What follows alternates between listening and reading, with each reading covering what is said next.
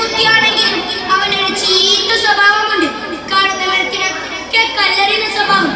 അത് ചെയ്തില്ലേ അവൻ വല്ലാത്ത ബുദ്ധിഹീനാണ്. ഒരു ദിവസം കുട്ടി മുഴുത്ത കല്ലുകളുമായി മരുപച്ചയിലെത്തി.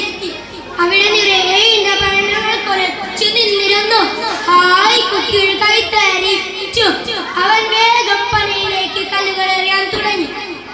പഴങ്ങൾ കുഴഞ്ഞു. കുറെ കഴിഞ്ഞ് കല്ലുകളെറിയുന്നത് നിർത്തി. എനിക്ക് അടുത്ത പരിപാടി ആരംഭിച്ചു. വീണപഴങ്ങളെല്ലാം പറക്കിത്തിന്നൽ. തോട്ട ഉടമസ്ഥനറിഞ്ഞാൽ അവനെ പിടികിടുമെന്നോ പഴക്ക് കേട് പറ്റുമെന്നോ എന്നും അവൻ ചിന്തിച്ചിരുന്നില്ല. ഒരു ദിവസം അത് സംഭവിച്ചു.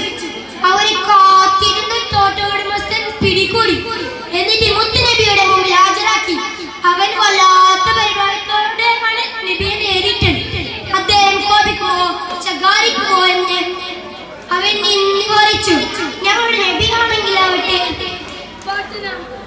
സമാധാനത്തില് സൗമ്യമായി സംസാരിച്ചു. മോനെ, എന്തിനാണ് മരത്തിന് കല്ലെറിഞ്ഞത്? അവൻ പറഞ്ഞു, കല്ലെറിയാൻ എങ്ങനെയാണ് പഴങ്ങൾ കിട്ടുക? അത് കേട്ട് നബി പൊട്ടിച്ചിരിച്ചു. അവനെ വിളിച്ച് പറഞ്ഞു, തല തടവി, മോനെ, മരത്തിൽ കല്ലെറിയരുത്. അത് പനയിലേക്ക് കേട് പറ്റും. പിന്നെ എങ്ങനെയാണ് പഴങ്ങൾ കിട്ടുക? ബാക്കി കുറെ പഴങ്ങൾ കഴിഞ്ഞ പഴങ്ങളുണ്ടല്ലോ, അത് കഴിച്ചാൽ ഇത്ര വലിയ കൊച്ചു അവസാനിക്കുന്നു.